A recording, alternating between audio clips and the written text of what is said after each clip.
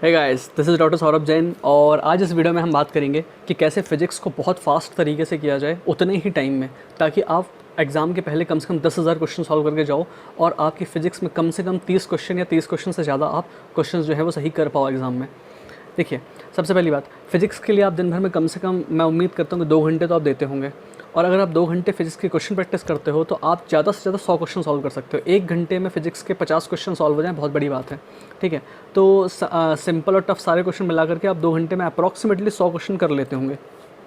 अब देखिए, हमको करना ये है कि हमको ज़्यादा क्वेश्चन सॉल्व करने हैं इतने ही टाइम में, 2 घंटे के टाइम में।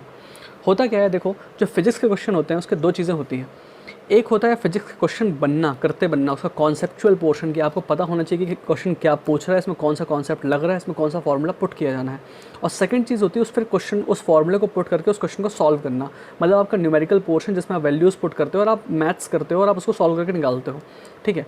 दोनों ही चीज़ों में लगभग उतना ही टाइम लग जाता है। कॉन्सेप्ट आपका पकड़ने में भी उतना ही टाइम लगता है और उससे ज़्यादा टाइम लगता है आपको क्वेश्चन सॉल्व करने में, उसके मैथ्स सॉल्व करने में। तो आपको सीधी सी मेरी सलाह ये है कि आप एक ऐसी किताब लीजिए जिसमें क्वेश्चन दिया हुआ हो और उसके साथ में लगे हाथ सॉल्यूशन दिया हुआ हो, पूरा डिस्क्राइब किया हुआ। आप क्वेश्चन पढ़ो, आप सिर्फ ये देख लो ये क्वेश्चन सॉल्व कैसे होगा, इसमें कौन सा फॉर्मूला पुट किया जाना है, क्या कॉन्सेप्ट इसमें लगना है, और उसके बाद उस क्वेश्चन को सॉल्व मत करो, सीधे उसका सॉल्यूशन देखो और आपको अपने आप ही समझ में आ जाएगा जो आप सोच रहे थे वो आपकी थिंकिंग सही थी या आप जो सोच रहे थे वो सही नहीं थी। ठीक है? केवल आप अपने कॉन्सेप्ट पर जाओ, सॉल्व करने के पीछे मत जाओ। से फॉर एग्जांपल मान लीजिए आपके पास किताब ऐसी है जिसमें आपको सॉल्व करना पड़ रहा है, तो आप कैलकुलेटर यूज़ करो। कैलकुलेटर यूज़ करने से हो ये जाएगा कि आपको ज़्यादा क्वेश्चन आप कम टाइम में कर पाओगे, मैथ्स के पीछे आपको नहीं बढ़ना पड़ेगा। ठीक है? अब कई लोग सोचेंगे कि सर कैलकुलेटर यूज़ करने से हमारा जो आदत है वो बिगड़ जाएगी, हमको तो अभी जो है पेपर में तो बिना कैलकुलेटर के सॉल्व करना पड़ेगा। तो देखो, कोई कुछ नहीं बिगड़ने वाला आपकी आदत। आप जब भी चाहो तो कैलकुलेटर छोड़ करके आप नॉर्मल भी अपनी फिजिक्स सॉल्व करोगे तो आपकी उतनी ही आसानी से सॉल्व हो जाएगी। और वैसे भी आप रेगुलरली टेस्ट सीरीज़ दे रहे होगे या टेस्ट आप कर रहे होगे तो वहाँ पर तो आप बिना कैलकुलेटर के ही करोगे ना। देखो, चक्कर ये है कि हमको कम टाइम में ज़्यादा क्वेश्चन सॉल्व करने हैं और हमको जो है हम जितने ज़्यादा से ज़्यादा क्वेश्चन कर सकें, जितना ज़्यादा वैरायटी ऑफ क्वेश्चंस देख सकें उन टॉपिक्स के जहाँ से क्वेश्चन आने हैं, उतना हमारे लिए अच्छा है। तो आप सबसे बेटर तो ये है कि आप एक ऐसी बुक लीजिए जिसमें सॉल्यूशन दिया हुआ हो, क्वेश्चन देखो, उसका कॉन्सेप्ट देखो, क्या कैसे वो सॉल्व होगा, अपने दिमाग में डिसाइड करो कैसे वो सॉल्व होगा और तुरंत उसका सॉल्यूशन देखो। इस तरह से अगर आप करोगे, अगर आप क्वेश्चन पूरा सॉल्व करने बैठने की बजाय केवल क्वेश्चन के कॉन्सेप्ट को पकड़ोगे तो आप बहुत कम टाइम में बहुत सारे कॉन्सेप्ट जो है ग्रैस्प कर सकते हो। तो आप क्या हो जाएगा, 2 घंटे में जो पहले आप केवल 100 क्वेश्चन कर पा रहे थे, अब आप करीब 150-200 क्वेश्चन सॉल्व कर पाओगे, बल्कि हो सकता है उससे भी ज़्यादा आप क्वेश्चन सॉल्व कर पाओ। और ये चीज़ जो है स्टार्टिंग में थोड़ा सा आपको करना अजीब लगेगा, लेकिन एक बार आपकी हैबिट में आ जाएगा ना तो आप बहुत कम टाइम में बहुत सारे क्वेश्चन फिजिक्स को सॉल्व कर लोगे। और होता क्या है, जब आप ज़्यादा क्वेश्चन सॉल्व करते हो तो आपके दिमाग में नए नए कॉन्सेप्ट्स बन जाते हैं क्वेश्चंस को करने से, और वो कॉन्सेप्ट आपके दिमाग में रह जाता है। और एक्चुअली जब आप पेपर सॉल्व करने बैठोगे तो वो कॉन्सेप्ट आपका काम में आएगा। मैथ्स वाला पोर्शन तो आप कर ही लोगे सॉल्व, तो उसको न्यूमेरिकल तो आप सॉल्व कर ही लोगे, मेन चीज़ होती है कॉन्सेप्ट। तो जितना ज़्यादा वैरायटी ऑफ क्वेश्चंस आपके आँख के सामने से गुजरेंगे उतना ज़्यादा आपको क्वेश्चन, उतनी जल्दी आप एग्जाम में क्वेश्चन सॉल्व कर पाओगे। ठीक है?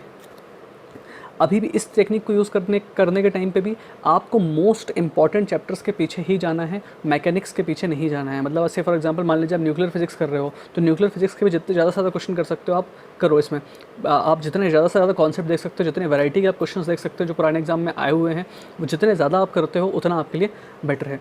और इसका एक बहुत बड़ा फ़ायदा ये है कि से फॉर एग्जांपल कोई टॉपिक आपका वीक है, मान लीजिए आपका मैग्नेटिज्म वीक था, तो अगर आप मैग्नेटिज्म के सॉल्व क्वेश्चन करना शुरू करते हो ना तो कुछ टाइम बाद 50, 100, 200 क्वेश्चन सॉल्व करने के बाद आपको एक सबसे बड़ा फ़ायदा ये होगा कि मैग्नेटिज्म के कॉन्सेप्ट आपको अपने आप पकड़ में आने लगेंगे।